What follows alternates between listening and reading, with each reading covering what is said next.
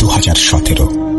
আমার এসএসসি পরীক্ষা শেষ করে আমার বড় ফুপু আর তার মেয়ে ইলা ছদ্মনাম আমার ফুপুর শ্বশুর বাড়িতে একটি বিয়ে উপলক্ষে গ্রামে যাই। আমি আগেই বলেছি, আমি শেষবার ওই গ্রামে গিয়েছিলাম যখন আমার বয়স 8 বছর। আমাদের পৌঁছাতে 12টা বেজে যায়। তখন ওই বাসায় রান্না শেষ হতে দেরি হবে শুনে এবং আমার ব্রাশ কিনতে হবে, তাই আমি এবং ইলা ঠিক করি আমরা দোকানে যাব। আমি ওই গ্রামে কিছুই চিনতাম না, তাই ইলার কাছে জানতে চাই দোকানে যেতে কতক্ষণ লাগবে। ইলা জানায় ওই গ্রামে 2টা দোকান আছে, প্রথম দোকানে যেতে 1 ঘন্টা লাগবে, অন্যটি 20 মিনিট লাগবে। আমরা 20 মিনিটে যাওয়ার পথ বেছে নিই। রাস্তাটা সোজা, 2 পাশে ঝোপঝাড়, আশেপাশে কোনো বাড়িঘর নেই এবং খুব কম মানুষই ওই রাস্তায় যাতায়াত করে। আমি আর ইলা 5 মিনিট হাঁটার পর একটা ছোট্ট ব্রিজ দেখতে পাই, যা পার হবার পর লক্ষ্য করি রাস্তার বাম পাশে একটা জায়গা জুড়ে খালি জায়গা।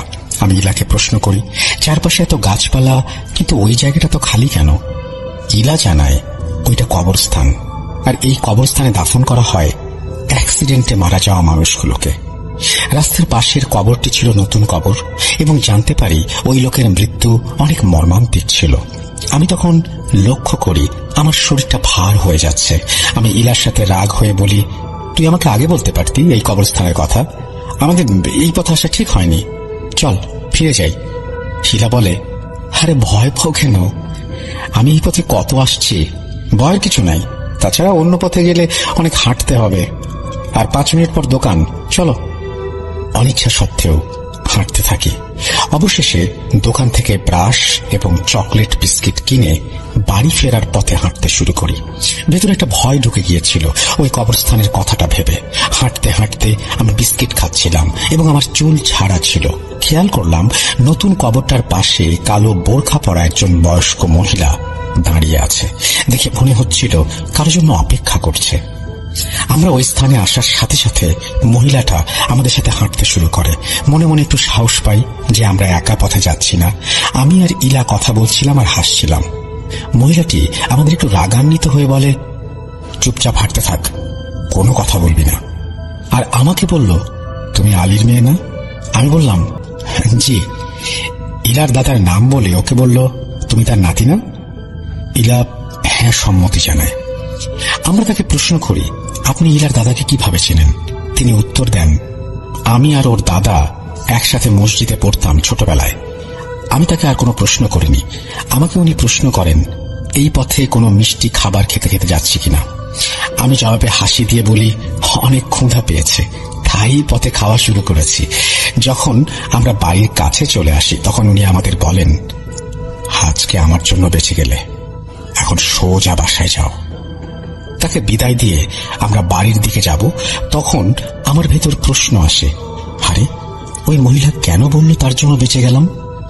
ইলা আমার দিকে তাকিয়ে বলল, উনি তোমাকে কিভাবে চিনল? তুমি যে আমাদের গ্রামে আসছো তা তো কেউ এখন পর্যন্ত জানে না।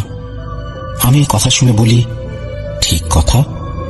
আর আমি এই গ্রামে আসছি ছোট বয়সে, আর আব্বু কখনো এই গ্রামে আসেনি, তাহলে উনি আব্বুর নাম কিভাবে জানলেন? সাথে সাথে আমরা ওই পথে যাই যেখানে তাকে বিদায় দিয়েছিলাম, কিন্তু তাকে আর দেখতে পাই না। ওই পথটা সোজা, আশেপাশে কোনো বাড়িঘর নেই, নেই কোনো ঝোপঝাড়। ইলা বলে, বয়স্ক মহিলা এত তাড়াতাড়ি কোথায় গেল? এবং বলে, ওই পথে তো ঝোপঝাড়, এর মধ্যে 30 মিনিট পর্যন্ত শুধু ঝোপঝাড়ই। আমরা এরপর বাড়ি চলে আসব। এমন সময় আমার পেটে ব্যথা শুরু হয়। আমি এত ব্যথা অনুভব করি যে হাঁটতে পারছিলাম না। বাড়ি ফেরার পর ব্যথা আরো তীব্র হয়ে ওঠে। আমাকে ইলার দাদি বারবার জিজ্ঞেস করেছিল পথে কিছু হয়েছে কিনা। আমি সব খুলে বলি। আমাকে বলে আমি যেন অতি দ্রুত পুকুর থেকে ডুব দিয়ে গোসল করে আসি। বিশ্বাস করবেন না, গোসল শেষও হয়নি, আমার ব্যথা কমে গেছে। আমি ওই গ্রামে 4 দিন ছিলাম। আমার সব সময় মনে হতো কেউ আমাকে দেখছে। আমাদের বাসায় চলে আসার 6-7 মাস পর্যন্ত কোনো সমস্যা হয়নি। আগেই বলে রাখি, দাদির রুমের পাশে যেই পুরনো আম গাছ ছিল তার পাশে আমার নতুন ঘর নির্মাণ করা হয়। গাছের সাথে রুমে আমি ঘুমাতাম। এক রাতে আমি আমার রুমে শুয়ে আছি, হঠাৎ লক্ষ্য করি আমার রুমের কোনায় ছাদের দিকে একটা অবয়ব হাওয়ায় বসে আছে। অনেকটা বানরের মতো করে, আর আমার দিকে তাকিয়ে আছে। তার শরীরে কোনো কাপড় চোপড় নেই, চুলও নেই। আমি মাথা ঠান্ডা করে ভাবতে থাকি কি করব। আম্মুর রুমে চলে যাব, কিন্তু আম্মুর রুমের সাথে মেজো বোন ঘুমায়। ও অনেক ছোট, আমি ওই রুমে গেলে যদি ওর কোনো ক্ষতি হয়। তাই ঠিক করি যাই হোক আমার রুমেই থাকতে হবে।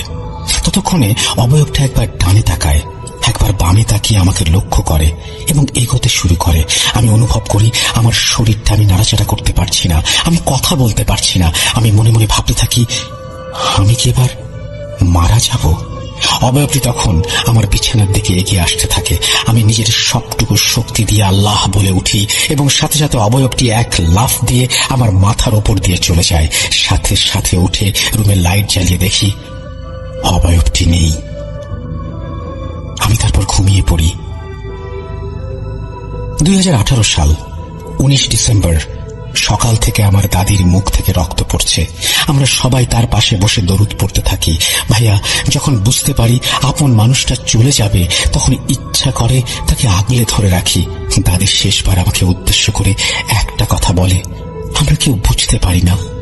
দাদির চোখে একটা কিছু বলার তীব্র ইচ্ছা দেখতে পেয়েছিলাম। মাগরিবের পর আমি দাদির সামনে বসা, তখন তিনি শেষ নিঃশ্বাস ত্যাগ করেন।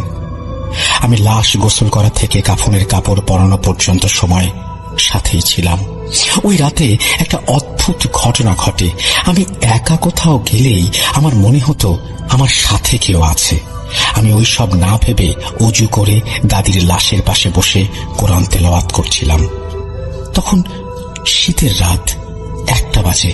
আমি মেঝেতে বসে কোরআন পড়তে পড়তে অনুভব করি আমার অনেক গরম লাগছে। যেখানে সবাই চেয়ারে বসে থাকতে পারছে না শীতের জন্য। দাদির দাফন সম্পন্ন হয় সকাল 10টায়। তারপর থেকে প্রায় স্বপ্ন দেখি দাদি আমাকে এসে বলছে, তোরে জানে মেরে ফেলবো। আমি দাদিকে প্রশ্ন করতাম, কিন্তু আপনি তো মারা গেছেন, কিভাবে আমার কাছে আসলেন? তখন হাসতে শুরু করত। একই স্বপ্ন বারবার দেখতে শুরু করি। একইভাবে আমার দিন কাটতে থাকে। ধীরে ধীরে স্বপ্ন পরিবর্তিত হতে থাকে। দেখতে পাই কেউ আমার ঘাড়ে কামড় দিতে চাচ্ছে, আর আমাকে অদৃশ্য কেউ বলছে গম্ভীর কণ্ঠে, ঐশী, তুমি সূরা তেলাওয়াত করো। আর আমি তখন অনেক সুন্দর কণ্ঠে সূরা পড়তাম। আর যখন ঘুম ভাঙত তখন সূরা পড়া অবস্থায় ভাঙত। কিন্তু আমি এই ব্যাপারে অবাক হতাম যে স্বপ্নের মতো করে সূরা আমি বাস্তবে পড়তে পারতাম না। মাঝে মাঝে ঘুম ভাঙত, বুকের কিছু চাপ অনুভব করতাম। চোখ মেলে দেখতাম আমার মেজো বোন আমার বুকে উঠে বসে আছে এবং আমাকে দেখছে। তখন আমরা 3 বোন ছিলাম। আমার মেজো বোন একা থাকতে পারতই না। চিৎকার করতো আর বলতো ও ছায়া দেখতে পায়। ও বড় হতে থাকে আর ওর ভয় পাওয়া কমে যায়, কিন্তু আমার সমস্যা বাড়তেই থাকে। আমি ধীরে ধীরে স্বপ্নগুলো দেখে ভয় পেতে লাগলাম। আমি তখন অনার্স প্রথম বর্ষের ছাত্রী। একটা মেয়েকে টিউশন পড়াতাম। আমি সোমবার পড়ানো শেষ করে ওকে বলে আসি আমি মঙ্গলবার আসবো না। বুধবার পড়াতে গিয়ে দেখি ওর পায়ে ব্যান্ডেজ, আর ওর মা আমাকে দেখে রাগান্বিত হয়ে বলছে, তুমি ওকে ওই অবস্থায় দেখে কিভাবে চলে গেলে? আমি বললাম, কি বলেন, আমি তো কালকে ওকে পড়াতে আসিনি। তারপর ওর আম্মু বলে, আমি কালকে বাসায় ছিলাম না, ওর কাকি বাসায় ছিল। মাগরিবের একটু আগে দেখে তুমি আমাদের বাসায় আসছো। ও সিঁড়ি দিয়ে নামার সময় দেখে তুমি দরজার দিকে মুখ করে দাঁড়িয়ে আছো, আর ওকে উদ্দেশ্য করে বলছো তাড়াতাড়ি আসো। ও তোমাকে দেখে বলে, ম্যাডাম আপনি দাঁড়ান, আমি আসছি। এই বলে যখন নামতে নেয় পা পিছলে পড়ে যায় আর পায়ে ব্যথা পায়। তারপরও দেখে দরজার সামনে কেউ নেই। আমরা খুব রেগে যাই তোমার ওপর। তারপর আমি আন্টিকে বললাম, আমি ওই সময় বাসায় ছিলাম, আমি তখন বুঝতে পারছিলাম না কি হলো এটা, একজন মানুষ 2 জায়গায় কিভাবে। তারপর আমি কিছুদিন পর টিউশনটা ছেড়ে দিই, আর প্রতি রাতে একই স্বপ্ন দেখি। এর মধ্যে কয়েকটি বছর কেটে যায়। এর মধ্যে আমি আমার রুম পরিবর্তন করে দাদির রুমে চলে আসি। দাদির রুমে আসার পর আমি রাতে রুমে অদৃশ্য কিছুর উপস্থিতি টের পেতে থাকি। এইসব নিতে না পেরে আমি আমার এলাকার একজন হুজুরের সাথে কথা বলি এবং তাকে জানাই আমি প্রায়ই দাদিকে স্বপ্নে দেখি। আমাকে অনেক ভয় দেখায়। হুজুর আমাকে কিছু আমল শিখিয়ে দেন আর বলেন, আজ ঘুমানোর আগে এই আমল করে যেন ঘুমাই। কোনো সমস্যা হলে তাকে যেন জানাই। আমি তার কথা মতো আমল করি। কিছুক্ষণ পর লক্ষ্য করি আমার শরীরটা কেমন জ্বলছে, আর আমার ভেতর থেকে কেউ বলছে আমাকে রুম থেকে বের হয়ে টয়লেটে চলে যেতে। শরীরের জ্বালা সহ্য করতে না পেরে আমি রুম থেকে বের হয়ে টয়লেটে যাই, আর দেখি আমি একদম সুস্থ। তারপর দিন হুজুরকে জানাবো বলে ঠিক করি। হুজুর কেন যেন আমায় দেখেই রাস্তা পরিবর্তন করে অন্যদিকে চলে যেত। আমি একদিন হুজুরকে সামনে পেয়ে যাই। আমি হুজুরকে রাতের কথা বলার পর আমাকে বলে, আমি কি করব তাহলে? আমার কাজ আছে, পথ ছাড়ো। আমি হুজুরের কথায় অবাক হয়ে যাই। আমি ধীরে ধীরে বুঝতে চেষ্টা করি কি হচ্ছে আমার সাথে, আর কি বার বাজে স্বপ্ন দেখি, এবং বুঝতে পারি প্রতি রবিবার রাতে এবং বৃহস্পতিবার রাতে বাজে স্বপ্ন আসে। তারপর আমি ভাবতে শুরু করি স্বপ্নে শুনতে পাওয়া সেই কণ্ঠটা নিয়ে। দিন যেতে থাকে আর আমার স্বপ্নগুলো স্পষ্ট হতে শুরু করে। আমি যেই রাতে স্বপ্ন দেখি ওই রাতে শোয়ার আগে বুঝতে পারতাম ভেতর থেকে একটা অনুভূতি আসতো যে আজকে আমার কাছে আসবে। এক রাতে স্বপ্নে দেখি আমার ছোট বোন আমার কোলে শুয়ে আমাকে বলছে, আমি মরতে চাই না, আমাকে তুমি বাঁচাও। আর দাদি আমার পাশে বসে অট্ট হাসি দিচ্ছে। আমার ছোট বোন আমার অনেক আদরের, তাই আমি অনেক ভয় পেয়ে যাই। এর পর দিন আব্বু আম্মুকে কান্না করে বলতে শুরু করি আমাকে একটা হুজুরের কাছে নিয়ে যেতে। আব্বু আমার কান্নার কারণ জানতে চায়। আমি সবটা জানাই। আমাদের এলাকার বড় হুজুর সব শুনে আমাকে প্রাথমিকভাবে পানি পড়া দেন আর বলেন 3 দিন ব্যবহার করতে, যদি সমস্যা হয় তাহলে কবচ দেবে। এই তো আমি ওই রাতে সুন্দরভাবে ঘুমিয়ে যাই। তারপর দিন ইউনিভার্সিটি যাওয়ার পথে আমার ভয়াবহ অ্যাক্সিডেন্ট হতে নেয়, আর একজন বয়স্ক লোক আমাকে বাঁচায়। আমি এরপর নামাজ পড়তে শুরু করি প্রতিদিন। এক রাতে স্বপ্নে একটা মহিলা দেখতে পাই। মহিলাটা আমার আম্মুর রুমে বসে আছে এবং তার মুখ দেখা যাচ্ছে না, মাথায় ঘোমটা দেয়া। আমাকে উদ্দেশ্য করে বলছে, আমার সামনে এসে বসো, আমি তোমাকে কিছু বলতে আসছি। আমি সালাম দিয়ে তার সামনে বসি। আমি নাম জানতে চাইলে তিনি নাম বলেন। নামটা একটা আরবি নাম। আমি ঘুম থেকে উঠে ওই নাম আর মনে করতে পারি না। আমাকে বলেন, আমার কথা শোনো। আমি বলি, আপনি আমাদের বাসায় আসছেন, কি খাবেন বলেন। উনি জানান কিছু খাবেন না। তারপর আমি বলি, আপনি কোরআন পড়েন? উনি বলেন, হ্যাঁ। কত পাড়ায়? উত্তর দেন, 15। আমি বলি, আরে আমি তো 14 পাড়ায়। উনি বলেন, ওটা চলে আসছে, আমাকে এখন যেতে হবে, সামনে অনেক বিপদ। এইটা বলার সাথে সাথে আমি অনুভব করি আমার চারপাশে অনেক জোরে বাতাস বইছে, আর আমি ওই মহিলাকে দেখতে পাই না। ঘুম ভেঙে যায় আমার, আর সময় দেখি রাত 3:11। এরপর থেকে যতবারই স্বপ্ন দেখে ঘুম ভাঙত তখন দেখতাম 3:11। একদিন টিউশন পড়ানো শেষ করে সিঁড়ি দিয়ে নামছি, তখন মাগরিবের আজান দেবে। সিঁড়ির জায়গাটা কিছুটা অন্ধকার। শব্দ পাই নিচ থেকে কেউ ওপরে উঠছে। শব্দটা কাছাকাছি আসার পর দেখি 3 থেকে 4 বছরের বাচ্চা হামাগুড়ি দিয়ে সিঁড়ি দিয়ে উঠছে এবং আমার কাছে এসে একবার আমার দিকে তাকিয়ে একটা হাসি দিয়ে ওপরে চলে যায়। আমি আমার মতো চলে আসি। যে বাসায় পড়াতে যেতাম ওই বাসায় সিসিটিভি ক্যামেরা ছিল। আমি যাওয়ার সময় আমার ছাত্রী মনিটরের সামনে থাকতো, আর ওদের গেট দিয়ে আমি যাওয়ার পর এসে লক করে যেত। আমাকে এর পরদিন বলে, ম্যাম আপনি কালকে সিঁড়ি দিয়ে নামার সময় এইভাবে সিঁড়ির দিকে তাকিয়েছিলেন কেন? আমি হাসতে হাসতে বললাম, আরে ওই বাচ্চাটা উঠতে দেখে ওকে সাইড দিয়েছি। আমার ছাত্রী বলে, কোন বাচ্চা? আমি তো কোনো বাচ্চা দেখলাম না। আপনি সিঁড়ির দিকে তাকিয়েছিলেন শুধু, আর আমাদের সিঁড়িতে কোনো বাচ্চা ছিল না। আর বাচ্চা ওই লোহার গেট খুলে ভেতরে আসবে কি করে? তখন আমিও ভাবতে থাকি, ঠিকই তো, ওই গেট তো আমার খুলতে কষ্ট হয়, আর ও মনিটরের মধ্যে বাচ্চা দেখতে পেল না কেন? আমি ওকে বলি, আচ্ছা এখন পড়ো। ধীরে ধীরে আমার সাথে আরো ঘটনা ঘটতে শুরু করে। রাতে 12টার পর থেকে আমার রুমে আমি জিনিসপত্র পড়ার শব্দ পেতে শুরু করি। এক সন্ধ্যায় আমি টিউশন পড়ানো শেষ করে বাসায় আসতে কিছুটা দেরি হয়ে যায়। যেই পথে বাড়ি আসি দিনের বেলায় ওই পথে মানুষ চলাচল করত না, আর রাতে ওই পথ অনেক অন্ধকার থাকে। আমি গলিতে ঢুকবো এমন সময় লক্ষ্য করি 3টা ছায়া গলিতে ঢুকলো। আমি একটু খুশি হয়ে যাই, এই ভেবে যে আমাকে একা যেতে হবে না। গলিতে ঢুকে দেখি 3 জন কালো বোরখা পরা মহিলা যাচ্ছে। একজন লম্বা, একজন মাঝারি, একজন ছোট। আমি এক পর্যায়ে তাদের কাছাকাছি চলে আসি। তখন দেখি ছোট মহিলাটি আমার সাথে হাঁটছে, আর আমার চোখ হঠাৎ তাদের হাতের দিকে যায়। আমি দেখি অন্ধকারেও তাদের হাতটা উজ্জ্বল অনেক। কোনো মানুষের হাত এমন হতে পারে না। আমার আর বুঝতে বাকি রইল না যে এরা মানুষ না। পিছনে তাকিয়ে দেখি অনেকটা পথ হেঁটে এসে পড়েছি। আর তখন ভাবতে থাকি, আমি কি করব? ফিরে যাই যদি, ভয়টা মনে থেকে যাবে। আর আমার প্রতিদিন এই রাস্তা দিয়ে যাতায়াত করতে হয়। অন্য পথে বাড়ি গেলে অনেক সময় লাগবে। তাই ঠিক করি, যাই হোক, আমার ফিরে যাওয়া চলবে না। তখন নিজেকে সাহস দেই এই বলে যে এরাও আল্লাহর সৃষ্টি, অদৃশ্য জাতি, আর আমাদের জন্য এই পৃথিবী। তাদের সাথে দেখা হওয়া অসম্ভব কিছু না। আমি তো এদের কোনো ক্ষতি করিনি, আমাকেও তাহলে এরা কিছু করবে না। আমি অস্বস্তি বোধ করছিলাম ওই সময়, তাই তাদের আগে যাওয়ার চেষ্টা করতে শুরু করি। আমাকে কোনোভাবেই যেন যেতে দিচ্ছিল না। যতবারই চেষ্টা করি তারা সাইড দিচ্ছিল না। যখন বুঝতে পারলাম আমাকে যেতে দিচ্ছিল না, তখন আমি লক্ষ্য করি সামনে বড় এবং মেজ মহিলা কথা বলছে। আমি এত কাছাকাছি তাদের, তবুও কোনো কথা শুনতে পাচ্ছি না। আমি একটু পর দেখি তারা অন্য ভাষায় কথা বলছে। ততক্ষণে ওই গলি থেকে বের হয়ে যাব, আর আমাকে নিচ থেকে সাইড দিয়ে তারা পেছনে চলে যায়। আমি কোনো কিছু না ভেবে দ্রুত হাঁটতে থাকি। ওই সময়টুকু কিভাবে যে কেটেছে।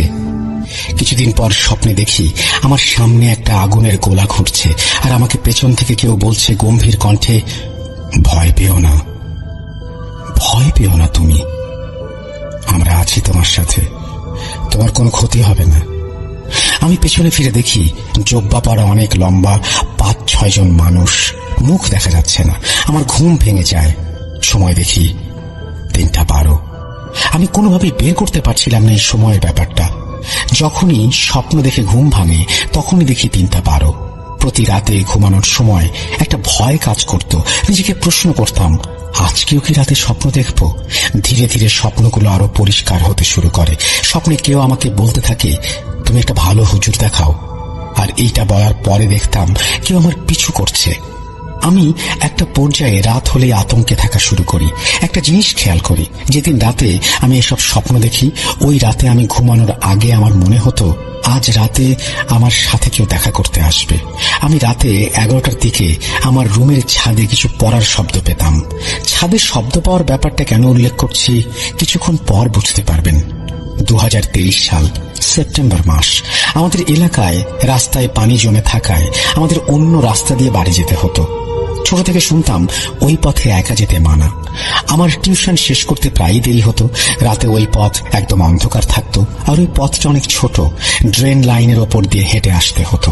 আমি যখনই আসতাম মনে হতো পেছনে কেউ আছে। যত দিন যাচ্ছিল আমার জন্য ওই পথটা আরো ভয়ঙ্কর হয়ে উঠছিল। আমি অনুভব করতাম কেউ আমার ঘাড়ে নিঃশ্বাস ফেলছে। আমার অনেক ভয় কাজ করত। আমি আস্তে আস্তে কেমন যেন হয়ে যেতে লাগলাম। রাতে মাথা কেমন যেন করত, ভারী হয়ে উঠত। আর তখন মনে হতো আমার রুমের দক্ষিণ দিকের জানালার বাইরে অন্ধকারে কেউ দাঁড়িয়ে আছে। কিছুক্ষণ পর অনেক রাগ উঠত। আমি কাউকে সহ্য করতে পারতাম না। রাগ তখনই কমতো যখন আমি খারাপ ব্যবহার করতাম বাড়ির মানুষদের সাথে। আমার একজনের সাথে সম্পর্ক আছে। রাগ উঠলে তাকে অনেক আজে বাজে কথা বলতাম। মন চাইতো তাকে মেরে ফেলি, আর বলতাম আমাকে একা থাকতে দিতে। 30-40 মিনিট পর আমার মাথা হালকা হয়ে যেত, আর আমার রাগ কমে যেত। আমি তখন নিজেই অবাক হয়ে যেতাম আমার ব্যবহারের জন্য। রাতে ঘুমাতে পারতাম না, মনে হতো রুমে কেউ আছে। ফজরের নামাজের পর ঘুমাতে পারতাম, এমন না যে ঘুম আসতো না, চোখে অনেক ঘুম থাকতো, কিন্তু আমি চোখ বন্ধ করতে পারতাম না। অস্বস্তি হতো মাথায়। এমন করতে করতে 1 মাস চলে যায়। এক রাতে স্বপ্ন দেখি এলাকার ওই পথে আমি দাঁড়িয়ে আছি, আর একজন মহিলা ওই পথে একটা বাড়ির টয়লেটের উপরে বসে আছে। তার শরীর থেকে অনেক বাজে গন্ধ আসছে। আমাকে ওই মহিলা বলছে, অনেক বছর যাবৎ তোর শরীরে ঢুকতে চেষ্টা করছি। যখনই তোর সামনে আসি তুই আমার উপস্থিতি টের পেয়ে শরীর বন্ধ করে ফেলিস। আজকে তোকে পেয়েছি। এইবার তুই আমার হাত থেকে আর বাঁচতে পারবি না। এসব কথা বলার সাথে সাথে একটা আগুনের গোলা আমার গলা চেপে ধরে, আমাকে উপরে উঠিয়ে ফেলে দেয়। মনে হচ্ছিল আমি মরেই যাব। নিঃশ্বাস বন্ধ হয়ে আসছিল। কিছুক্ষণ পর আমার ঘুম ভেঙে যায়। সময় 3:12। ওই রাতে আর ঘুম আসে না।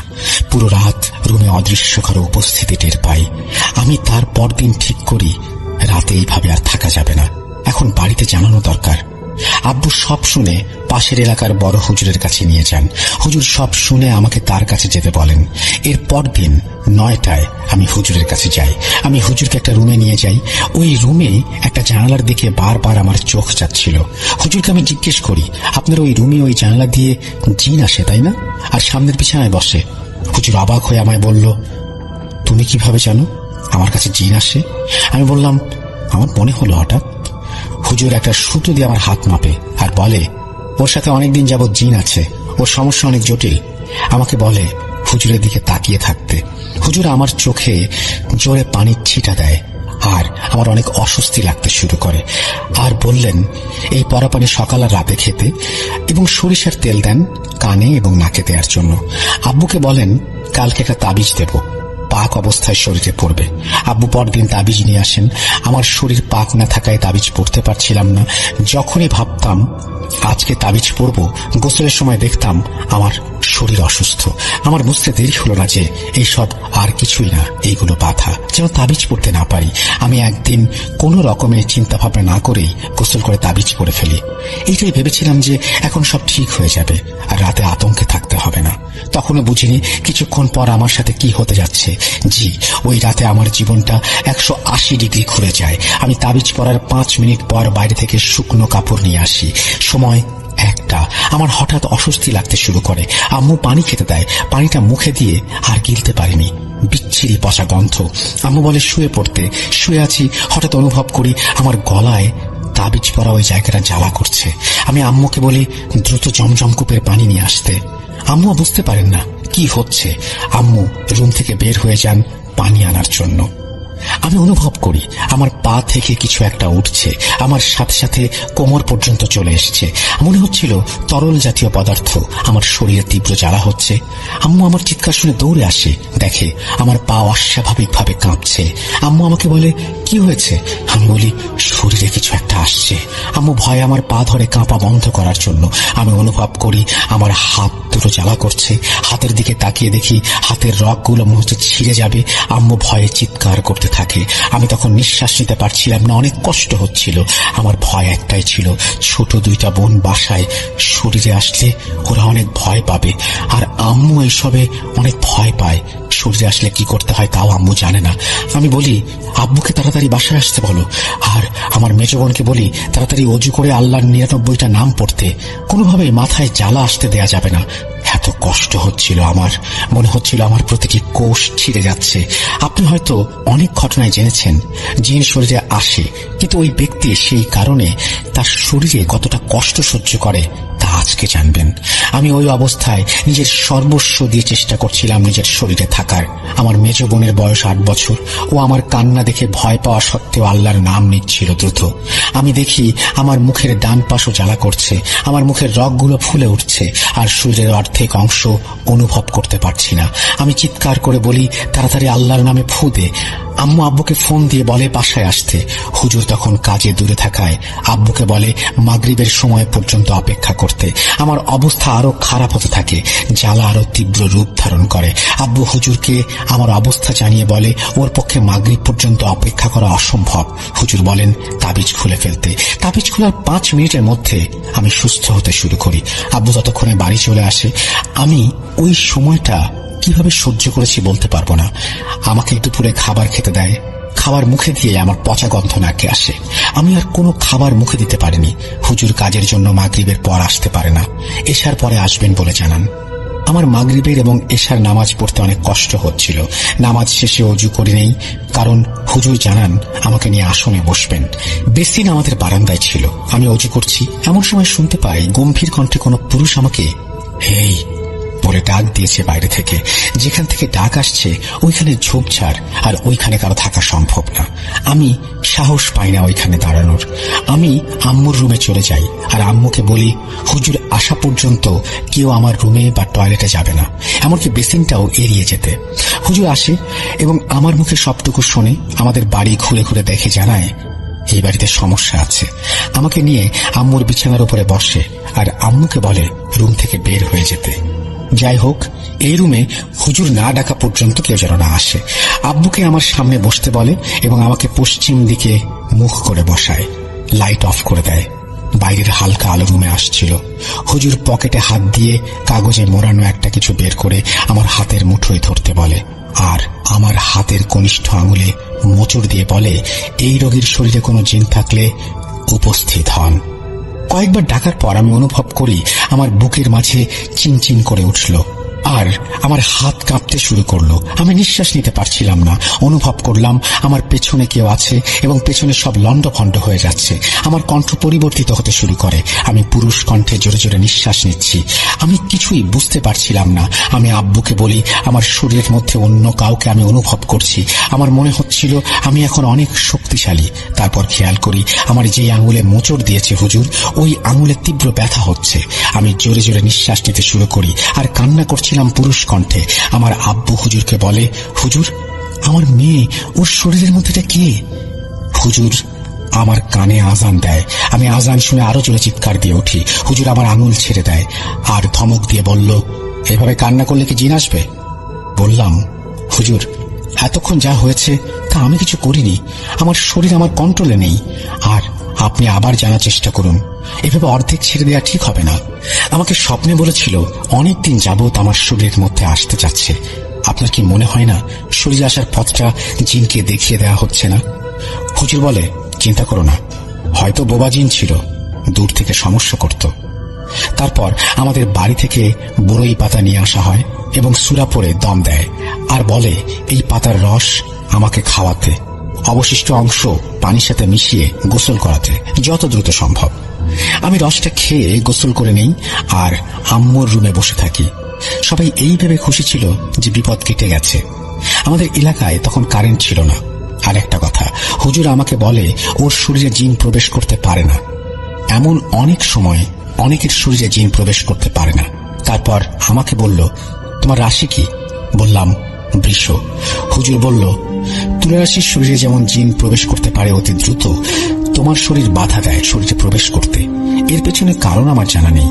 আমি বাড়ি যেয়ে তুলা রাশির শরীরে ওই জিনকে ডাকবো। রাত 9টা। আমি আব্বু, আম্মু, 2 বোন আম্মুর রুমে বসে আছি। আমি অনুভব করলাম রুমটা ভারী হয়ে উঠছে আর আমার বুকের সেই ব্যথাটা হচ্ছে। আব্বুকে বললাম, মনে হচ্ছে আমার শরীরে কেউ আসছে। আব্বু আমার কানের কাছে এসে সূরা পড়তে থাকে। আমি আব্বুকে থামিয়ে দিয়ে বলি, চুপ করো। আমার মাথা রাগে ফেটে যাচ্ছে। আব্বু আমাকে শুইয়ে দেয়। আমি অনুভব করি আমার পা থেকে কিছু একটা আসছে।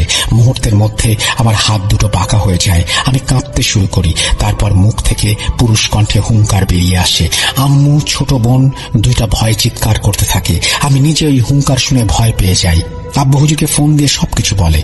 হুজুর বলল, এদিকে আমি তুলা রাশির শরীরে ওই জিনকে ডাকছি, এদিকে জিন না এসে ওর শরীরে চলে গেছে। শরীরে আসতে জিজ্ঞেস করবেন কেন আসছে, শরীরে কি চায়। ওইদিকে আমার শ্বাস নিতে কষ্ট হচ্ছিল। পুরুষ কণ্ঠে কেউ জোরে জোরে নিঃশ্বাস নিচ্ছে। আমি কিছুই বুঝতে পারছিলাম না কি হচ্ছে। আমার শরীরের মধ্যে অন্যরকম একটা অনুভূতি। আমার শরীরে কিভাবে অন্য কেউ থাকতে পারে?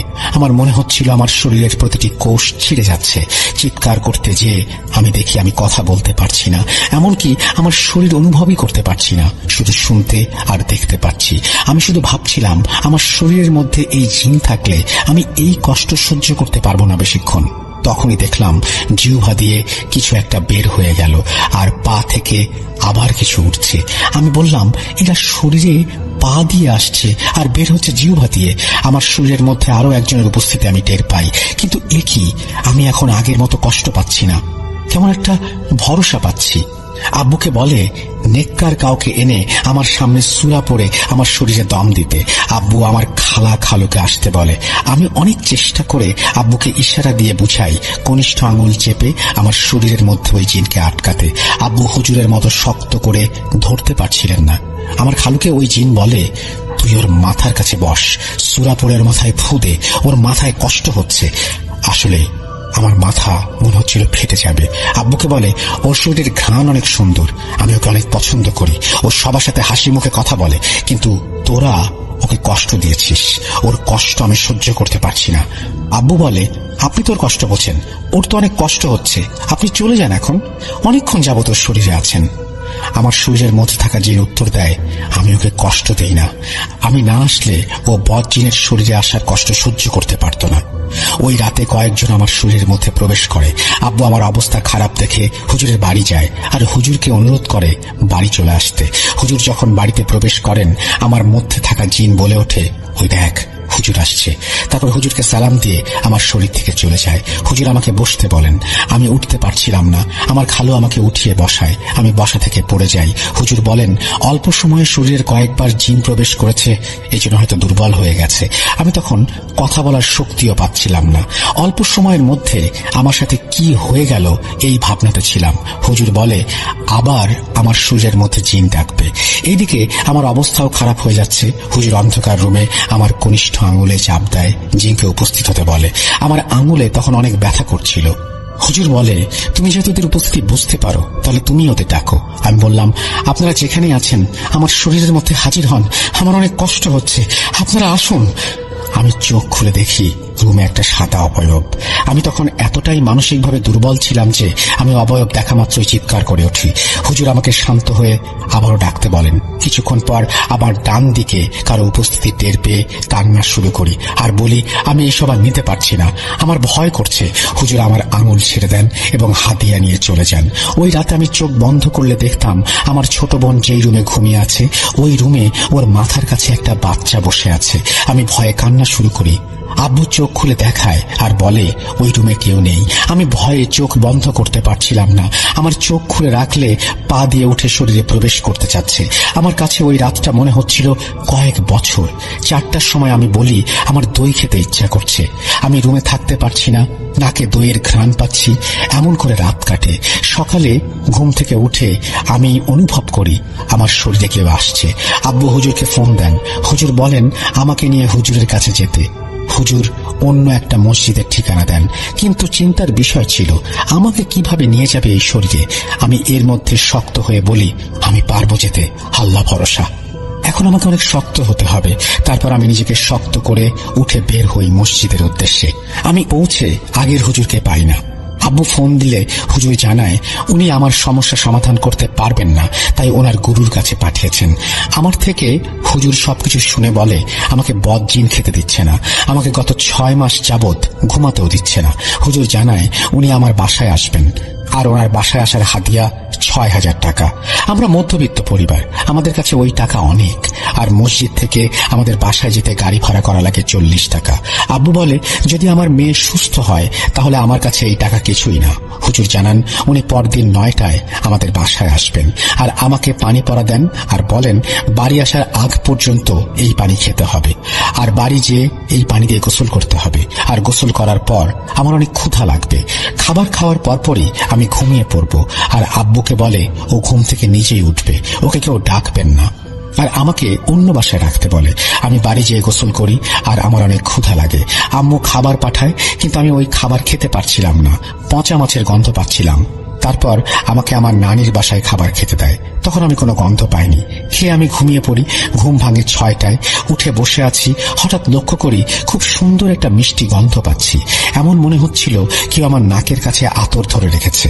আমি অনুভব করতে শুরু করি কেউ আমার পাশে আছে। এইভাবে একদিন চলে যায়।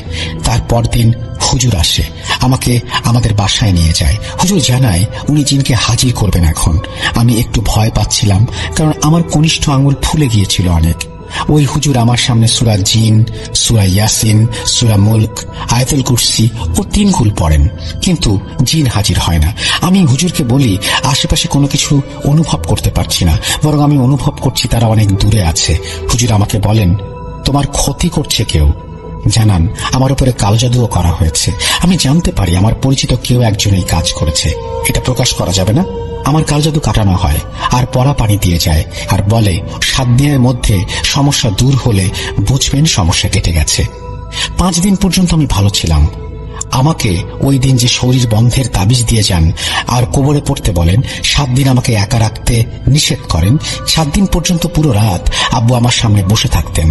আব্বু যদি কখনো ঘুমিয়ে যেতেন, সাথে সাথে আমার ঘুম ভেঙে যেত পচা মাছের গন্ধে। একবার আম্মু ঘুম থেকে উঠে চিৎকার করে বলতে থাকে বিছানা নড়ছে। তারপর বিছানা মনে হচ্ছিল কেউ উপরে তুলে ফেলছে। আমাদের ওই দিনগুলো যে কিভাবে কেটেছে বোঝাতে পারবো না। সারা রাত আতঙ্ক নিয়ে থাকতাম।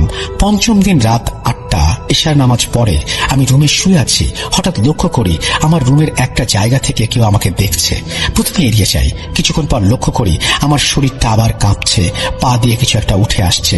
সাথে সাথে হুজুরকে জানানো হয়। হুজুর বলে আমাকে অন্য কোথাও রাখতে। আমি নানির বাসায় চলে যাই, কিন্তু ওইখানেও আমার সমস্যা হচ্ছিল। হুজুর আবার বাসায় নিয়ে আসতে বলে, বাড়ি বন্ধ করে দেয়। আর আব্বুকে বলে আমাকে যত দ্রুত সম্ভব বিয়ে দিতে। আমাকে বিয়ের জন্য দেখতে আসছে কিছুদিন পর।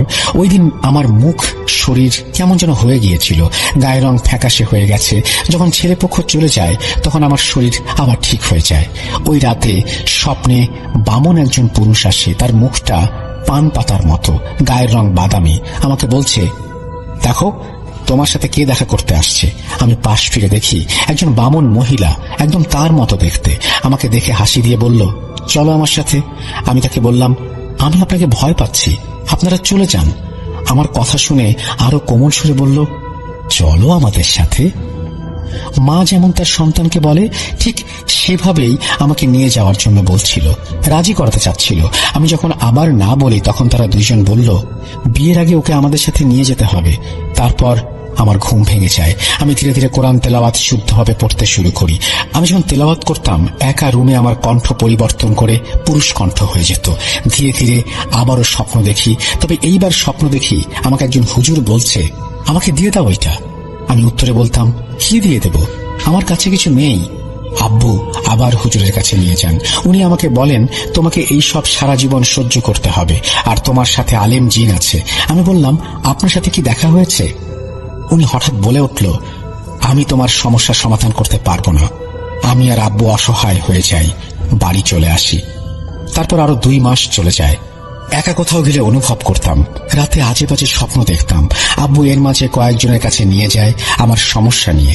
একজন জানায় আমার সাথে খুব খারাপ জিন আছে, অন্যজন জানায় আমার সাথে 7 জন জিন আছে। তারা 12 থেকে 14,000 টাকা চায়। আমার পক্ষে এত টাকা দেয়া কোনোভাবেই সম্ভব ছিল না। আব্বু অনেক অনুরোধ করেছিল এই বলে যে আমার মেয়েকে বাঁচান, আমি টাকার জোগাড় করে দিয়ে দেব আপনাদের, কিন্তু তারা টাকা আগে চায়।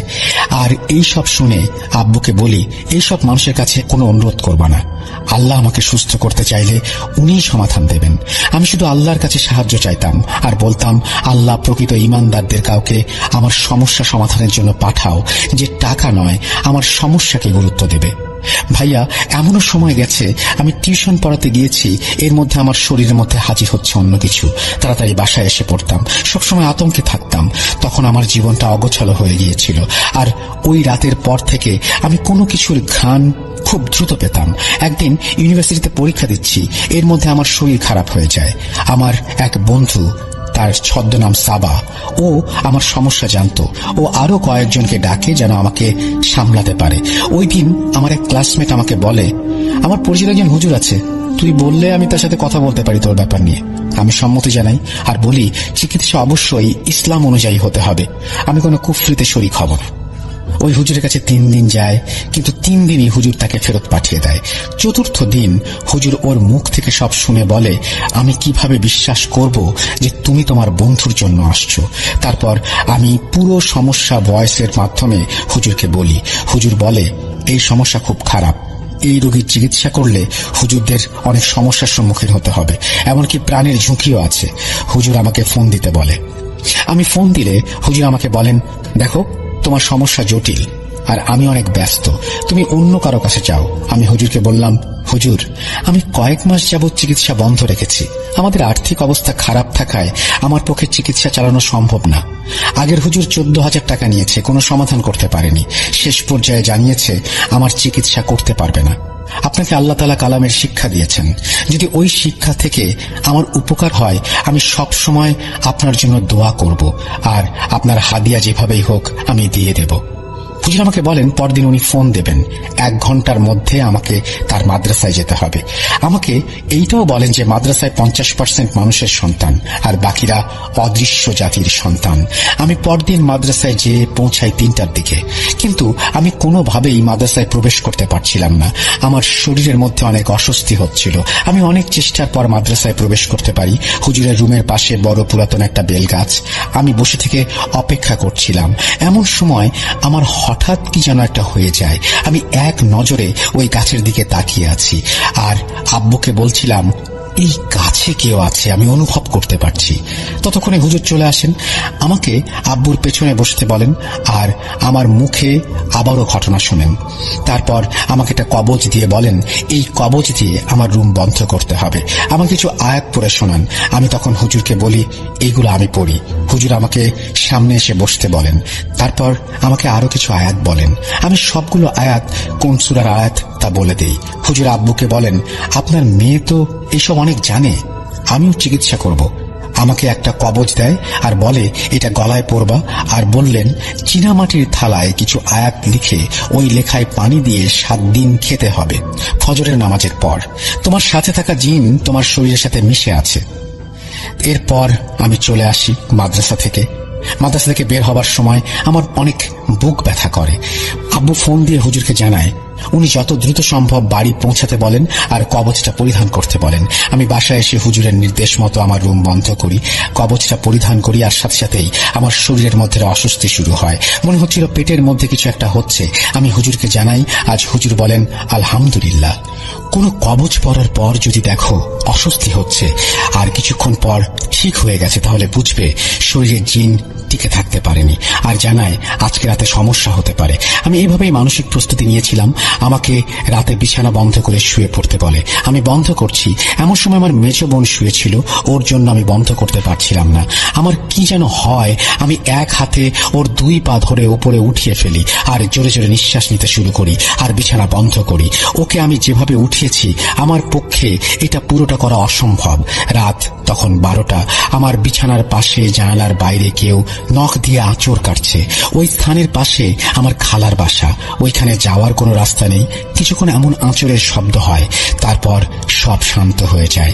পরদিন হুজুর জানান উনি আমাদের বাসায় আসবেন, আর শর্ত একটাই, ওনাকে নিয়ে এবং দিয়ে আসতে হবে। আব্বু ওনাকে নিয়ে আসেন। উনি বাড়িতে এসেই বলেন, এই বাসায় ইবাদত করার জন্য খুব ভালো, আর এই বাসায় ভালো কোনো জিন আছে। উনি আমাদের বাড়ি বন্ধ করে দেন। আমাকে আরো একটি কবচ দিয়ে বলেন, এই কবচ অনেক শক্তিশালী, আর এই কবচ জিনেরা রোগীদের শরীরে থাকতে দেয় না, তারা নষ্ট করে ফেলে, তাই খুব সাবধানে চলাচল করতে হবে। রাত 8টা তখন। হুজুর বলেন, আমি একাই যাব। আব্বু বলেন, আপনি তো শর্ত দিয়েছিলেন, আপনাকে দিয়ে আসতে হবে। হুজুর বলেন, আমি যেতে পারবো। উনি আরো বলেন, ঐশীর নানা নেই, তাই এখন থেকে আমাকে নানা ডাকবে। আমি ওর চিকিৎসার জন্য কোনো খরচ নেব না। আগের হুজুর আপনাদের সাথে যা করেছে তাতে আমি লজ্জিত। আল্লাহর কালাম দিয়ে মানুষকে উপকার করবে, তাতে তারা 14,000 টাকা নেবে। এ তো ডাকাতি। আর ঐশীর আল্লাহর কালাম ভালোই জানা আছে, ওর চিকিৎসায় অত ঝামেলা হতো না। উনি বিদায় নিয়ে চলে যান আর আব্বুকে বলেন, আজকে রাত্রে বাড়ি থেকে বের হবেন না। ওই রাতে কোনো সমস্যার সম্মুখীন হয়নি। হুজুর আমাকে সকাল 7টায় ফোন দিয়ে জিজ্ঞেস করেন রাতে কোনো সমস্যা হয়েছিল কিনা। আমি বললাম না। হুজুর বলেন, কালকে তোমাদের বাড়ি থেকে ওই জিন আমার পিছু নেয়। রাতে শোয়ার পর ওই জিন আমার কাছে এসে দেখা দেয় আর বলে, আসসালামু আলাইকুম, আপনি ওদের বাড়িতে কেন গেলেন? আপনি কি করে আসছেন? আমি কেন ঐশীকে দেখতে পাচ্ছি না? ওদের বাড়ির চারপাশে দেয়াল কেন? হুজুর বলেন, কই দেয়াল? আমি তো ওই বাসা থেকে আসলাম, কোনো দেয়াল দেখলাম না। জিন বলে, ওই বাড়ি বন্ধ করে আসছেন। আমি ঐশীকে প্রতি রাতে দেখি, ওকে আমার ভালো লাগে। আমি ওকে না দেখলে আমার খুব কষ্ট হয়, আপনি বাঁধ খুলে দেন। হুজুর বলেন, কখনো না, তুমি দিনের পর দিন ওর ক্ষতি করেছ। জিন বলে, আমি ওর কোনো ক্ষতি করি নাই, ওকে আমি বাঁচিয়ে রেখেছি বদজিনের হাত থেকে। হুজুরের সাথে ওই রাতে অনেক কথা কাটাকাটি হয়। হুজুরকে এক পর্যায়ে বলে, আপনি যদি ওর চিকিৎসা করেন তাহলে আমি আপনার ক্ষতি করব। হুজুর বলেন, তুমি আমার ক্ষতি করার চেষ্টা করো আর আমিও ঐশীকে সুস্থ করার চেষ্টা করি, দেখি কে সফল হয়। হুজুর আমাকে জানান, আলেম জিন অনেক ভদ্র। আমি এত জিন দেখেছি, কিন্তু এত ভদ্র জিন দেখি নাই। ওই জিন আমাকে অনুরোধ করেছিল যেন তোমাকে দূর থেকেও দেখতে পায়। তখন আমি বললাম, উনি কি চায়? তখন সে বলে, সে তোমাকে পছন্দ করে, তোমার সাথে থাকতে চায়, কিন্তু ওকে তোমার সাথে থাকতে দেয়া যাবে না। ও নয়তো তোমাকে বিয়ে করতে দেবে না। আর আমাকে জানায় বদ জিন অনেক বড় ক্ষতি করেছে। এই কথা কোনোভাবেই আব্বু আম্মুকে না জানাতে তারা কষ্ট পাবে। আমি তখন অনেক ভেঙে পড়েছিলাম। আমি ফোন কেটে দেই। আমি এরপরে জানতে পারি আমার বন্ধু সাবা আর আমার ক্লাসমেট যে হুজুরের কাছে নিয়ে গিয়েছিল, তাদের স্বপ্নের মধ্যে এসে তারা তাদের বলে গেছে আমার থেকে দূরে থাকতে। আমার ওই ক্লাসমেট এখনো আমার থেকে দূরে থাকে, কিন্তু সাবা আমাকে বলেছিল যত কিছুই হোক আমার থেকে সে দূরে থাকবে না। ও আমাকে মানসিকভাবে অনেক সাহস দিয়েছে। আমার এখনো অনেক বাজে স্বপ্ন হয়। রাতে টয়লেটে গেলে আমি হাঁটার শব্দ পাই। এখন স্বপ্নে জিনদের আমি দেখতে পাই তাদের আসল রূপে। এখন আর ভয় নাই, ভয় কাজ করে না। একটা স্বপ্ন তুলে ধরছি। স্বপ্নে আমি একদিন দেখি একটা জিন এসছে, আমাকে উদ্দেশ্য করে বলে আজকে তোকে শেষ করব। এই বলে অনেক দূর থেকে সে বানরের মতো লাফ দিয়ে আমার সামনে আসে। আমি তাকে বলি খবরদার আমার সামনে আসবেন না, আমার সাথে আলেম জিন আছে, উনি আপনাকে ছাড়বেন না। জিনটা অট্টহাসি দিয়ে বলে তুই এখন একা, তোর সাথে কেউ নেই। আমি অনেক ভয় পেয়ে যাই। আমি তখন আমার তাবিজ দেখিয়ে বলি আমার কাছে তাবিজ আছে, আপনি আমার কিছুই করতে পারবেন না। তখন এক লাফে এসে সে আমার গলায় চাপ দিয়ে ধরে এবং আমার ডান হাত মোচড় দেয়। আমি ব্যথা অনুভব করছিলাম অনেক, মনে হচ্ছিল আমার হাত ভেঙে ফেলবে। তারপর আমার ডান পায়ের ওপর দিয়ে আমার পা ভাঙতে চেষ্টা করছিল। জিনিসগুলো স্বপ্নে হলেও ব্যথা আমি সমস্ত শরীরে অনুভব করি। তখন আমার মনে পড়ে আমি তো ঘুমিয়েছিলাম, তার মানে এটা স্বপ্নে হচ্ছে। আমার ঘুম কেন ভাঙছে না? আমি তখন কোনো উপায় না পেয়ে আর রহমান পড়তে শুরু করি, কারণ ওই সূরাটা আমি 10 আয়াত পর্যন্ত মুখস্থ পারতাম। আর সাথে সাথে এক লাফে আমার থেকে কেউ একজন দূরে সরে যায় আর বানরের মতো আমার সামনে ঘুরতে থাকে। অট্টহাসি দিয়ে বলতে থাকে 10 আয়াত পর কি করবি, আমার হাত থেকে বাঁচবি না। আমি 10 আয়াত পড়া শেষ করেছি, আবারও সে লাফ দিয়ে আমার গলা চেপে ধরে। আমি কোনো উপায় না পেয়ে জোরে জোরে ডাকি ঐশী ঘুম থেকে ওঠ। ঘুম ভাঙে না, আরো অসহায় ভাবে হাসতে থাকে। আমার এত অসহায় লাগছিল, আমি ভাবছিলাম আমি কি তাহলে স্বপ্নে আটকে গেছি? আমি এখন কি করব? কোনো উপায় না পেয়ে আমি বলতে থাকি আপনি কোথায়? মুমিন জিন, আপনি আমাকে সাহায্য করুন, আমাকে বাঁচান। তখন অনুভব করলাম আমার শরীরের মধ্যে কিছু একটা হচ্ছে। আমার শরীর থেকে পুরুষ কণ্ঠে গম্ভীর গলায় একটা আয়াত বলে। আমি লাফ দিয়ে ঘুম থেকে উঠে পড়ি। আব্বু আম্মু আমাকে ডেকে রুমে আসতে বলে, আর লক্ষ্য করি আমার ডান হাত পা এসবে অনেক ব্যথা করছে। আমি সেগুলো নাড়াচাড়া করতে পারছি না। হুজুরকে ফোন দিয়ে জানাই, হুজুর পানি পড়া খেতে বলেন। কয়েক ঘন্টা পর আমি সুস্থ হই। তারপর একদিন স্বপ্নে এসে আমাকে বলে যায় আমি যদি বিয়ে করি তাহলে আমাকে মেরে ফেলবে। জানি না সামনের সময়গুলোতে কি অপেক্ষা করছে আমার জন্য। হুজুর বলছেন আমার মনোবল শক্ত থাকায় আমার শরীরের মধ্যে প্রবেশ করতে পারে না জিন, আর যতদিন আমি মানসিকভাবে শক্ত থাকবো আমার শরীরের মধ্যে আসতে পারবে না। আমাকে হুজুর প্রস্তাব দিয়েছিল রুকাইয়া শেখার। আমার মাঝে নাকি রুকাইয়া শেখার যোগ্যতা আছে, কিন্তু আব্বু আম্মু বারণ করে। এখনো আমার সাথে বিভিন্ন ঘটনা ঘটে। আমি মাঝে মাঝে আমার রুমে অনুভব করি অদৃশ্য কিছুকে। আমি এই ঘটনা শেয়ার করছি অনেক সময় নিয়ে। অনেক বাধা এসেছে মাঝে, শরীরে অনুভব করতাম। জানি না আপনাদের কাছে কেমন লাগবে, কিন্তু আমার বায়েজিদ ভাইয়ের গ্রামের বাড়ি যশোর জেলার সদর উপজেলার বসুন্দিয়া ইউনিয়নের জঙ্গলবাধাল গ্রামে। এই ঘটনাটি মূলত বায়েজিদ ভাইয়ের আব্বুর সাথে বিভিন্ন সময় ঘটে যাওয়া অন্যরকম কিছু ভৌতিক ঘটনার সংকলন। বায়েজিদ ভাইয়ের আব্বুর সাথে প্রথম উল্লেখযোগ্য ঘটনাটি ঘটে 1990 সালের আশেপাশে। উনি তখন অবিবাহিত ছিলেন। এই যে জঙ্গলবাধাল গ্রাম, এর চারদিকে কিন্তু নদী। বায়েজিদ ভাইয়ের নানা তখন মূলত ফলের ব্যবসা করতেন। আর এই ব্যবসার যেই কাজ বা এই ব্যবসার যেই বেচা কেনা, এগুলোর কাজে মাঝে মধ্যে কিন্তু ওনার বেশ রাত হয়ে যেত। ওনাদের লিচু বাগান ছিল, সেখান থেকে লিচু ওনারা খুলনার আড়তে পাঠাতেন। এই কাজে বায়েজিদ ভাইয়ের আব্বু বায়েজিদ ভাইয়ের দাদাকে সহযোগিতা করতেন। তো পরিবারে ছেলেদের মধ্যে বায়েজিদ ভাইয়ের আব্বুই ছিল সবার বড়। বায়েজিদ ভাইয়ের দাদা বাগানের লিচু খুলনার আড়তে নিয়ে যেতেন রাতের বেলা, আর বায়েজিদ ভাইয়ের আব্বু বেশিরভাগ সময় ওনাকে এলাকার রাস্তাটুকু এগিয়ে দিয়ে আসতেন। এরকমই একদিন রাত 11-12টা বায়েজিদ ভাইয়ের আব্বু বায়েজিদ ভাইয়ের দাদাকে এগিয়ে দিয়ে বাড়িতে ফিরছেন।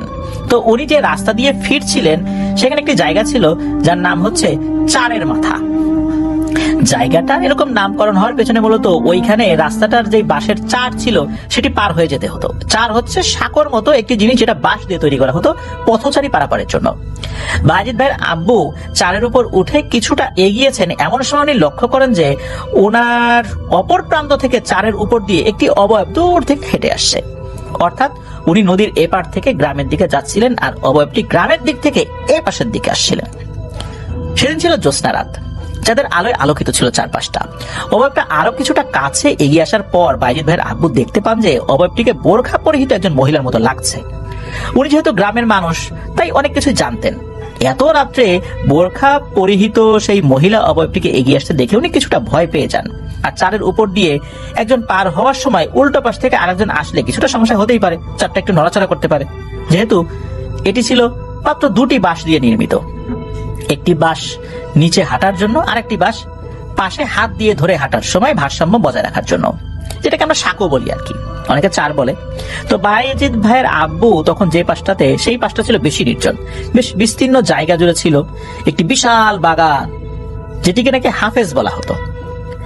এমন অবস্থায় উনি ওই মহিলাটাকে এগিয়ে আসতে দেখে দাঁড়িয়ে যান।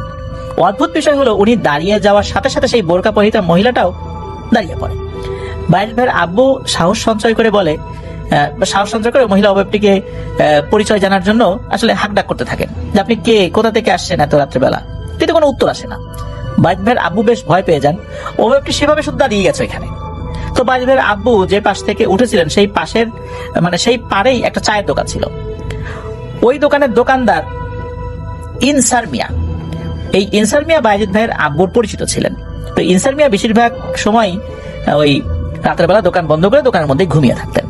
তো এই বিষয়টি বায়েজিদ ভাইয়ের আব্বু আবার জানতেন। তো বায়েজিদ ভাইয়ের আব্বু ওই পরিস্থিতিতে যদি পেছনে ঘুরে ফেরতও যেতেন বা এরকম কিছু করতেন, তাহলেও চার থেকে নেমে সেই হাফেজ সাহেবের বাগানটা, যেটা নিয়ে এলাকায় অনেক ভয়ের ঘটনা শোনা যেত, তো ওই দিক দিয়ে যেতে হতো। আর এর কোনো নিশ্চয়তা ছিল না যে উনি চার থেকে ঘুরে পেছন দিকে ঘুরে নেমে গেলে উনি বেঁচে যাবেন। ওই মুহূর্তে বায়েজিদ ভাইয়ের আব্বু যখন বুঝতে পারেন যে উনি একটি জটিল পরিস্থিতিতে পড়ে গিয়েছেন, তখন উনি জোরে জোরে ইনসার মিয়ার নাম ধরে ডাকতে থাকেন। রাতের বেলা যেহেতু পরিবেশটা একটু নির্জন থাকে, তাই ওই রকম চিৎকার করে ডাকলে স্বাভাবিকভাবেই বেশ জোরে শোনা যায়। বায়েজিদ ভাইয়ের আব্বুর ডাক শুনে ইনসার মিয়ার ঘুম ভেঙে যায়। উনি আবার তড়িঘড়ি করে বের হয়ে ডাকের উৎস লক্ষ্য করে লাইট মারিনা চেঁচিয়ে জিজ্ঞেস করেন, ডাকিস কে রে আমাকে এত রাতের বেলা, কে ডাকে? তখন বায়েজিদ ভাইয়ের আব্বু সাড়া দেন যে, ইনসার ভাই, আমি হারুন, একটু সমস্যা হয়েছে। তো বায়েজিদ ভাইয়ের আব্বুর আওয়াজ পেয়ে ইনসার মিয়া সেদিকে আগাতে থাকেন। এদিকে ইনসার মিয়াকে ডাকতে গিয়ে কেবল অল্প কিছু মুহূর্তের জন্য ওনার নজর ওই অবয়বটির থেকে অন্যদিকে সরে গিয়েছিল। ইনসার মিয়া যখন ওনার দিকে লাইট নিয়ে আসছেন, তখন বায়েজিদ ভাইয়ের আব্বু অবয়বটিকে সেখানে, যেখানে অবয়বটি দাঁড়িয়েছিল সেখানে তাকে একটা অদ্ভুত দৃশ্য দেখতে পান। উনি দেখেন যে সেখানে ওই রকম বোরখা পরিহিত মহিলার মতো কোনো অবয়বই নেই, কিন্তু একটি বেশ বড় আকার আগুনের গোলা হাওয়ায় ভাসছে। বায়েজিদ ভাইয়ের আব্বু সেদিকে তাকাতেই আগুনের গোলাটা কিছুটা উপরে উঠে যায়, সাঁ করে দ্রুত গতিতে বায়েজিদ ভাইয়ের আব্বুর দিকে ছুটে আসে এবং ওনার কাছাকাছি এসে ওনার মাথার উপরে কয়েকবার চক্কর খায়। আগুনের সংস্পর্শে আসলে মানুষ যেরকম তাপ অনুভব করে, বায়েজিদ ভাইয়ের আব্বু কিন্তু ঠিক সেরকমটাই অনুভব করেছিলেন। উনি ভয় পাচ্ছিলেন যে আগুনের গোলাটা ওনার পর আক্রমণ করে কিনা। কিন্তু বায়েজিদ ভাইয়ের আব্বু লক্ষ্য করেন যে ওনার মাথার উপরে আগুনের গোলাটা কয়েকবার চক্কর দেওয়ার পর দ্রুত গতিতে উড়ে গিয়ে দূরে হাফেজ সাহেবের বাগানের দিকে গিয়ে মিলিয়ে যায়, যে বাগানটার নামই ছিল হাফেজ। তো এদিকে ততক্ষণে ইনসার মিয়া ওনার কাছে চলে এসেছেন। বায়েজিদ ভাইয়ের আব্বু এই ঘটনায় খুবই ভয় পেয়েছিলেন। এরপর ইনসার মিয়া ওনাকে আশ্বস্ত করে বাড়িতে এগিয়ে দিয়ে আসেন। এর কিছুদিন পর বায়েজিদ ভাইয়ের আব্বু আবার একদিন রাতের বেলা কোন একটা কাজ সেরে ফিরছেন ওই পথ দিয়ে, ওই একই পথ দিয়ে আর কি। তো সেদিন আবার খুব বেশি রাত ছিল না, তাও রাত প্রায় 9টা-10টা হবে। ওই জায়গাতে যেখানে মূল রাস্তা থেকে নেমে নদীর পাড় শুরু হয়, সেখানে বিষয়টা এমন যে মূল রাস্তাটা একটু উঁচু এবং এরপর নিচু হয়ে কিছুদূর গিয়ে নদী। তো এই যে মূল রাস্তার পাশে নিচু জায়গাটা, সেখানে একটি খেজুর গাছ ছিল। আর ওই দিনে ছিল জ্যোৎস্না রাত।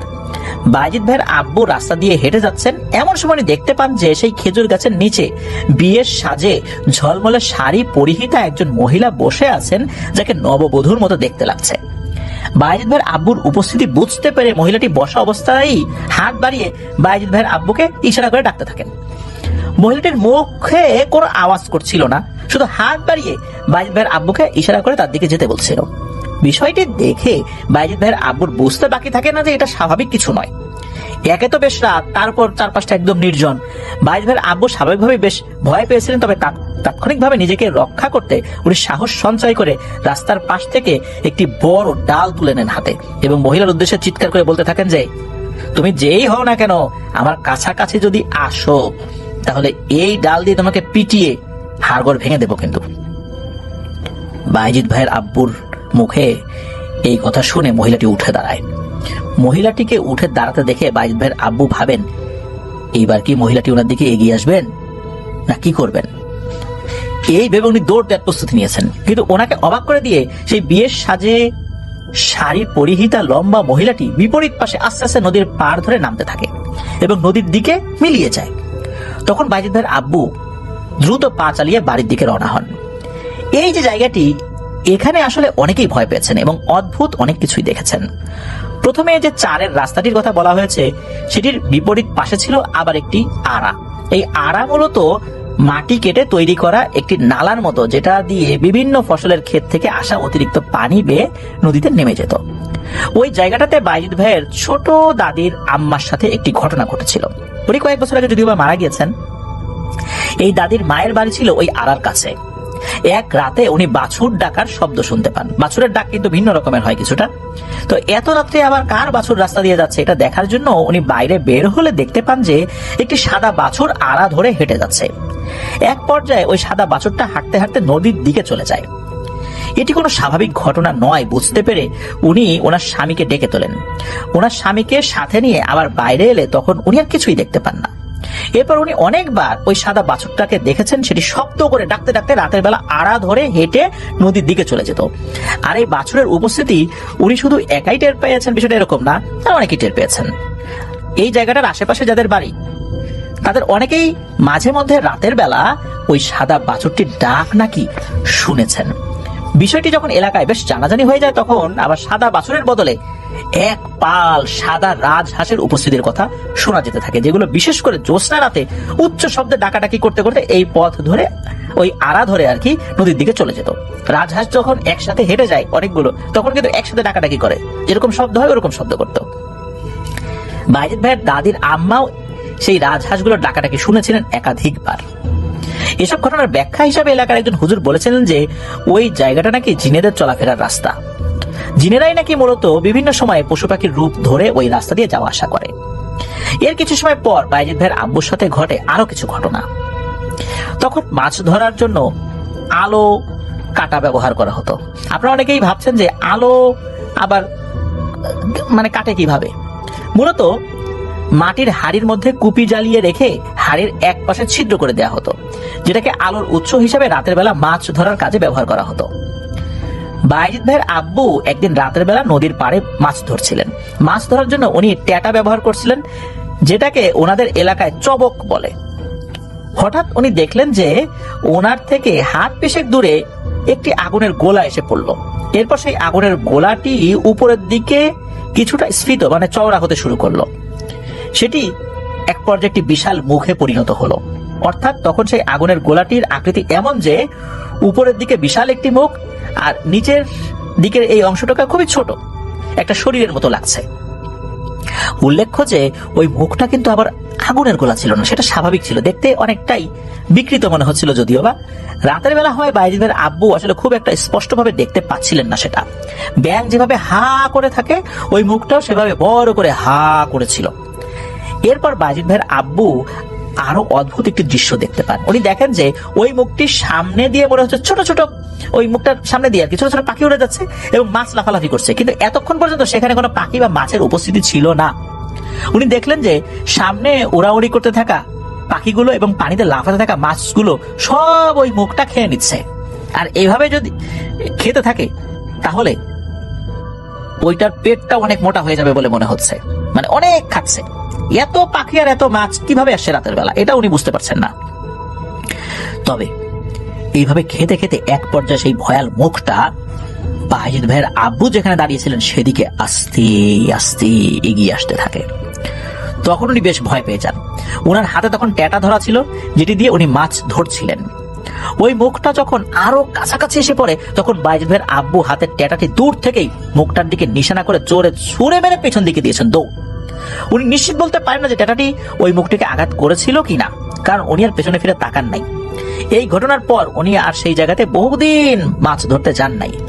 কিন্তু এর কিছুদিন পর ওনার সাথে আরো কিছু ঘটনা ঘটে, যেগুলোর হয়তো এই ঘটনার সাথে কোনো যোগসূত্র থাকতে পারে বলে উনি অনুমান করেন। এক রাতে বাইজিদ ভাইয়ের আব্বু লিচু গাছ পাহারা দিচ্ছিলেন।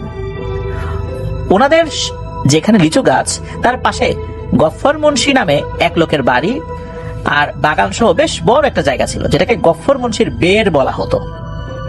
আর ওই গফফর মুন্সির বের পার হলেই কিন্তু নদীর পাড়ের সেই জায়গাটা, যেখানে উনি কিছুদিন আগে সেই ভয়াল মুখটিকে দেখেছিলেন। তখন রাত প্রায় 1-1:30 বাজে। হঠাৎ উনি দেখেন যে গফফর মুন্সির যে বের রয়েছে, সেদিক থেকে মাঝারি আকারের একটি প্রাণী ব্যাঙের মতো লাফিয়ে লাফিয়ে উনি যেদিকে রয়েছেন সেদিকে এগিয়ে আসছে। কিন্তু সবচেয়ে ভয়ের বিষয়টি হচ্ছে, ওই প্রাণীটির শরীরে আগুনের মতো জ্বলছে, মনে হচ্ছে আগুনই জ্বলছে বা আলো বের হচ্ছে, এরকম কিছু একটা। প্রাণীটি কোনো চেনা প্রাণী তো ছিলই না, বরং দেখতেও অনেকটাই কিম্ভূতকিম আকার ছিল। ওই প্রাণীটি লাফিয়ে লাফিয়ে গফফর মিয়ার বের পার করে একটি ক্ষেতের উপর দিয়ে বাইজিদ ভাইয়ের আব্বুর দিকে এগিয়ে আসতে থাকে। এদিকে বাইজিদ ভাইয়ের আব্বু তখন ছিলেন লিচু গাছের পাশেই একটা বাড়ির উঠানের উপর, আর ওনার কাছাকাছি ওই বাড়ির আরেকজন লোক ছিল, যিনি তখন ওই বাড়ির বারান্দায় ঘুমিয়েছিলেন। বাইজিদ ভাইয়ের বাড়ি আবার এখান থেকে মাত্র মিনিট খানেকের হাঁটা পথ। আগুনের মতো জ্বলা ওই প্রাণটিকে এগিয়ে আসতে দেখে উনি ওই বাড়ির বারান্দায় ঘুমিয়ে থাকা লোকটিকে জাগিয়ে তুলতে সময় তো নষ্ট হবে, তাই না? এই চিন্তা করে বাড়ির দিকে দিয়েছেন দৌড়। এই লোকটাকে টেনে হিসে উঠাবো, এর মধ্যে তো ওই জিনিসের কাছাকাছি চলে আসবে। এর থেকে বাড়ির দিকে দৌড় দিই, হেঁটে যেতে কয়েক মিনিট লাগবে, দৌড় দিলে তো 1 মিনিটেরও কম সময় বাড়িতে চলে যাব। উনি যখন বাড়ির কাছাকাছি চলে এসেছেন, তখন ওনার সাথে দেখা হয় ওনার এক বড় ভাইয়ের। বাইজিদ ভাইয়ের আব্বু যে লিচু গাছ পাহারা দিচ্ছিলেন, সেটার মালিক মূলত ওই বড় ভাই। উনিও তখন হয়তো বাইজিদ ভাইয়ের আব্বুকে সহযোগিতা করতে সেদিকে রওনা হয়েছিলেন। বাইজিদ ভাইয়ের আব্বুকে এভাবে দৌড়ে আসতে দেখে উনি জিজ্ঞেস করেন যে কি হয়েছে। তখন বাইজিদ ভাইয়ের আব্বু ওনাকে সবকিছু খুলে বলেন। সব শুনে উনি বলেন যে উনিও নাকি এই আগুন জ্বলা প্রাণীটিকে কয়েকবার দূর থেকে দেখেছেন। এরপর উনি মনস্থির করেন যে আপাতত ওই রাতে লিচু গাছ পাহারা দেওয়ার দরকার নাই। পরের দিন উনি গাছ থেকে সব লিচু ভেঙে ফেলবেন, মানে পেরে ফেলবেন আর কি। লিচু ভাঙা বলে, লিচু পাড়াকে লিচু ভাঙা বলে। তো যাই হোক, এরপর আর বাইজিদ ভাইয়ের আব্বুর সাথে ওখানে কোনো ঘটনা ঘটেনি। এই গফফর মুন্সির বের জায়গাটা নিয়ে এলাকায় অনেক ভয়ের ঘটনা শোনা যেত। বাইজিদ ভাইয়ের আব্বুর সাথে যখন এই ঘটনাটি ঘটে, তারও অনেক আগে ওই গফফর মুন্সির বেরে নাকি বড় বড় বাঁশঝাড় ছিল। বাইজিদ ভাইয়ের দাদি অনেকবার নাকি দেখেছেন যে দূর থেকে ঝাঁকে ঝাঁকে আগুনের গোলা এসে ওই গফফর মুন্সির বেরে ঢুকতো। আর ওই জায়গাটির নাম গফফর মুন্সির নামে হলেও মূলত জায়গাটি ছিল ওনার স্ত্রীর, অর্থাৎ গফফর মুন্সির শ্বশুরের থেকে আর কি তার স্ত্রী পেয়েছেন আর কি। উনি ওখানে এসে ওনার স্ত্রীর সাথে থাকতেন। আর গফফর মুন্সির স্ত্রীর উপর নাকি অনেক আগে থেকে জিনের আসর ছিল। আর ওনার উপর এই আসর কিন্তু শুধু একটি জিনের ছিল না, অসংখ্য জিনের আসর হতেই থাকতো তার উপরে। জীবনের খুব কম সময় উনি জিনেদের আসর ছাড়া ছিলেন। একবার কবিরাজ দেখিয়ে যে জিনের আসর কাটিয়ে ফেলা যায়, সেটা ওনার ক্ষেত্রে সম্ভব ছিল না। একবার একটা জিনকে সরালে আর একটা এসে আসর করতো। উনি নাকি জিনদের জন্য একটি মাধ্যমের মতো হয়ে গিয়েছিলেন কোন একটা কারণে। আর এই গফফর মুন্সির বেড়ে প্রায়শই বিভিন্ন ঘটনা ঘটতো। 2010 সালে বাইজিদ ভাইয়ের আব্বুর এক চাচাতো ভাই, যিনি সম্পর্কে বাইজিদ ভাইয়ের চাচা হন, তার সাথে একটি ঘটনা ঘটে। উনি মূলত কাঁচামালের ব্যবসা করতেন। এক রাত্রে উনি প্রকৃতির ডাকে সাড়া দিতে গফফর মুন্সির বেড়ের পাশে একটা জায়গায় যান। হঠাৎ করে এক পর্যায়ে পেছন থেকে কঠিন একটি হাতের থাবা ওনার ঘাড় চেপে ধরে। ওই হাতটি এত শক্তভাবে ওনাকে চেপে ধরেছিল যে উনি পেছনে ঘুরেও দেখতে পারছিলেন না বিষয়টা আসলে কি, মানে পেছনে ঘুরে দেখার মতো অবস্থা ছিল না। এক পর্যায়ে সেটি ওনাকে টেনে হিচড়ে গফফর মুন্সির বেড়ের পাশে একটি ডোবার মতো গর্তের কাছে নিয়ে যায় আর ওখানে চুবাতে থাকে। উনি হাত পা ছোড়াছুড়ি করতে থাকেন। এদিকে ওনার গোঙানিয়া টানা হেঁচড়ার শব্দে গফফর মুন্সির বড় ছেলে আব্দুর রউফের ঘুম ভেঙে যায়। আব্দুর রউফ যখন বাইরে বের হন, তখন ওই হাতটি ওনার ঘাড় ছেড়ে দেয়। ওই ঘটনায় উনি বেশ ভয় পেয়েছিলেন এবং দীর্ঘদিন ওই ঘটনার ছাপ ওনার মনে রয়ে গিয়েছিল। গফফর মুন্সির বেড়ের এই সমস্যাটি নিয়ে অনেকবারই বিভিন্ন হুজুর ও কবিরাজদেরকে অবহিত করা হয়েছে, কিন্তু ওনারা জানিয়েছেন যে ওখানে অনেক আগে থেকেই অনেকগুলো জিনের বড় একটি দলের বাস, তাই তাদের সেখান থেকে সরানোটা খুব মুশকিল। একটা দুটা জিন হলে সেটা ভিন্ন বিষয় ছিল, কিন্তু সেখানে বড় একটা দল রয়েছে, সেখান দিয়ে আসা যাওয়া করে থাকে। আর গফফর মুন্সির স্ত্রী কোন একটা সময় এমন কিছু করেছিলেন যে তারা সেটা পছন্দ করেননি, বিধায় ওনাকে প্রতিনিয়ত আসর করার মাধ্যমে কষ্ট দিত। এখনো নাকি মাঝে মধ্যেই ওখানে ভয়ের ঘটনা ঘটে। এটি ছিল মূলত বায়েজিদ ভাইয়ের আব্বু ও বায়েজিদ ভাইয়ের আরো কিছু পরিচিত জনদের সাথে ওই এলাকায় ঘটা বিভিন্ন ছোটখাটো ভয়ের ঘটনার একত্রিত রূপ। আসল ভাই, আমি আজকে আপনার সঙ্গে যে ঘটনাটা শেয়ার করতেছি, এটি একটি হাইওয়ে রোডের ঘটে যাওয়া ঘটনা। রাত তখন প্রায় 1টা। শহরের বাইরে নতুন তৈরি হওয়া একটা হাইওয়ে অনেক দূর পর্যন্ত ফাঁকা পড়ে আছে। লোকজন বলে এই রাস্তাটা নাকি পুরোপুরি শেষ হয়নি, কিন্তু ম্যাপে ঠিক দেখায়। আর মাঝরাতের পর এই রাস্তায় গেলে নাকি নিজে থেকেই এমন এমন জায়গায় পৌঁছে যায় যেখানে কোনো এক্সিট নেই। তন্ময় একজন রাইটার, সে রাতে লং ড্রাইভে বের হতে ভালোবাসে, তাই এসব গল্প সে বিশ্বাস করে না। সে একদিন ঠিক করে আজ এই রাস্তায় যাবে। সে বাইক নিয়ে বের হয়। প্রথমে সব স্বাভাবিক, লাইট স্টপেজ, সোজা রাস্তা, হালকা বাতাস। কিন্তু কিছু দূর যাওয়ার পর সে খেয়াল করে রাস্তাটা যেন একই রকম যাচ্ছে, কোনো মেন নেই, কোনো সাইনবোর্ড নেই, শুধু সোজা। সে স্পিড বাড়ায়, ভাবে সামনে কিছু একটা আসবে, কিন্তু আসে না। তখন সে রিয়ার ভিউ মোডে তাকায়। পেছনে একই রাস্তা, কোনো শেষ নেই। তার বুক ধুকপুক করতে থাকে। সে থামে, বাইক বন্ধ করে চারপাশে তাকায়। সবকিছুই নীরবতা, কোনো শব্দ নেই, এমনকি বাতাসও না। সে ফোন বের করে, ফোনে কোনো নেটওয়ার্ক নেই, ম্যাপ খোলে না, লোকেশন ফ্রিজ হয়ে আছে। সে আবার বাইক স্টার্ট দেয়, সামনে এগোয়। কিছুদূর গিয়ে একটা সাইনবোর্ড দেখে। সাইনবোর্ডে লেখা এক্সিট 13, মানে বাইর হওয়ার রাস্তা, 13 নম্বর রাস্তা আর কি। সে খুব মনে মনে স্বস্তি পায়, ভাবে অবশেষে বের হওয়ার রাস্তা সে পেয়ে গেছে। সে এক্সিট ধরে, কিন্তু কিছু দূর যেতেই সে আবার একই হাইওয়েতে ফিরে আসে। একই জায়গা, একই লাইট স্টার। সে বুঝতে পারে কিছু একটা ঠিক নেই। ঠিক তখনই সামনে একটা গাড়ি দেখা যায়, ধীরে ধীরে চলছে। যে গতি বাড়িয়ে কাছে যায়, কিন্তু যতই কাছে যায় গাড়িটা এতই দূরত্ব থাকে যেন সে এগোতে পারছে না। সে হঠাৎ করে হর্ন দেয়, কোনো রিয়াকশন নেই। তখন পাশ কাটিয়ে যাওয়ার চেষ্টা করে, কিন্তু যতই গাড়িটার পাশ কাটিয়ে যাওয়ার চেষ্টা করতে চায়, গাড়িটা ওখান থেকে সরে না। সে অবশেষে খুব কাছাকাছি এসে পড়ে। তখন সে দেখে ড্রাইভারের সিটে কেউ নেই, শুধু একজন লোক বসে আছে মাথা নিচু করে। সে জানালা দিয়ে তাকায় আর জমে যায়, কারণ সেটা সে নিজেই ওই গাড়িটা চালাচ্ছে। একই মুখ, একই কালো চোখ। সে ধীরে ধীরে মাথা তোলে আর হালকা হাসে। তন্ময় হঠাৎ ব্রেক করে বাইক থামায়, কিন্তু সামনে থাকা গাড়িটা নেই, রাস্তা ফাঁকা। সে হাঁপাতে থাকে। ঠিক তখনই তার পেছনে একটা হেডলাইট জ্বলে ওঠে। সে ঘুরে তাকায়, সেই গাড়ি এবার পেছনে ধীরে ধীরে এগিয়ে আসছে। সে খুব তাড়াতাড়ি বাইকটা স্টার্ট করে দেয়, দৌড়াতে থাকে। কিন্তু যতই এগোয় গাড়িটা পেছন থেকে তার পিছু ছাড়ে না। এরপর আস্তে আস্তে তন্ময় তার বাইকের স্পিড বাড়ায়। প্রথমে 80, এরপর 100, এরপর 120। তারপর রাস্তাটা এমন মনে হচ্ছে যে রাস্তাটা আর কখন শেষ হবার মতো না। ওই অবয়টা তন্ময় যে গাড়ির স্পিড এতটাই বাড়িয়ে দিয়েছে, তারপরেও তার পিছনে ছুটতে থাকে। কিন্তু তন্ময় ভাবে হয়তো এটা তার মনের ধারণা। সে কোনো বিরক্তিবোধ বা মনে কোনো ভয় এইসব তার মাঝে খাটে না। তো এসব দেখতে দেখতে তন্ময় প্রায় 100 কিলোমিটার দূরে যাওয়ার পর রাস্তা হঠাৎ কোনো পাল্টে না, কিন্তু মোটরসাইকেলের মিটারে দেখাচ্ছে যে আসলে সে অনেক দূরে গেছে। কিন্তু আসলে সে যে ওই একই জায়গায় বা একই পথে আছে সে বুঝতে পারতেছে না। কিন্তু সেই অবয়বগুলো হঠাৎ করে পেছন থেকে মিলিয়ে যায়। তন্ময় তার মোটরসাইকেলের গ্লাস থেকে লুকিং গ্লাসে তাকিয়ে দেখে যে তার পেছনে আর কেউ নেই, তিনি একদম একা। তন্ময় একটু অস্বস্তি বোধ করে মাঝ রাস্তায় গাড়িটা ব্রেক করার পর সে আবার পেছনে তাকায়, দেখে যে না, ও সেখান থেকে মানে ওই অভয়টা ওর পিছনে নিয়েছিল, ও আবার সেখানেই দাঁড়িয়ে আছে। তারপর তন্ময় দেখে হঠাৎ করে গাড়িটা তার স্টার্ট নিচ্ছে না। ঠিক তখনই গাড়িটা পেছন থেকেই তার কানে খুব আস্তে আস্তে একটা কণ্ঠ আসে। কণ্ঠটা বলে, থাম থাম। সে চিৎকার করে, কে? কণ্ঠটা আবার থামে।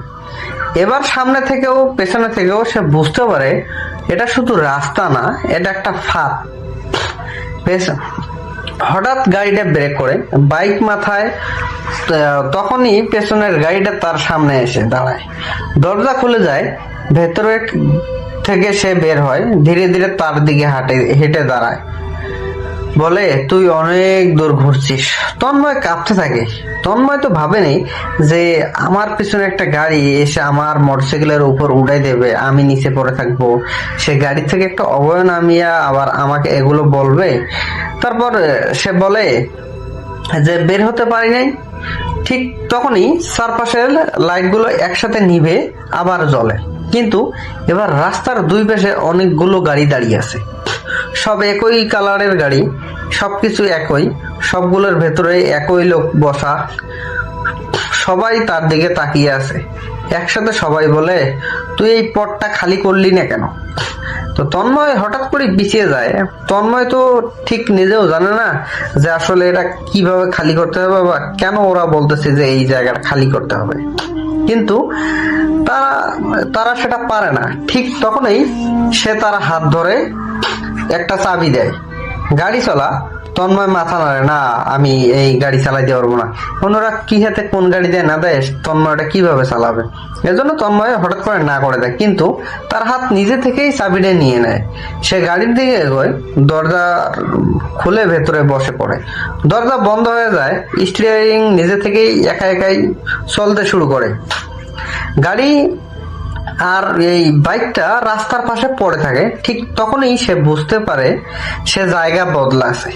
এখন সেই গাড়ির ভেতরে একজন যে রাস্তার ঘুরে বেড়াবে, যতক্ষণ না আর একজন এসে তার জায়গা নেয়। গাড়ি এগোতে এগোতে সামনে অসীম রাস্তা, পেছনে অসীম অন্ধকার, আর কিছুক্ষণ পর দূরে একটা বাইকের হেডলাইট দেখা যায়, কেউ আসছে, নতুন অজানা। আর সে বুঝতে পারে এই রাস্তা সত্যি হারায় না, শুধু ঘুরে ঘুরে একই জায়গায় নিয়ে আসে, আর কেউ না কেউ সব সময় আবার শুরু করে। এই ছিল রাসেল ভাই আমার ঘটনা। আশা করি আপনাদের কাছে অনেক, ডিয়ার লিসেনার, আশা করি এই এপিসোডগুলি আপনাদের কাছে অনেক ভালো লেগেছে, কেননা প্রতিনিয়ত বাছাই করা ভয়ঙ্কর ঘটনাগুলি ঠিক রাত 10টা বাজে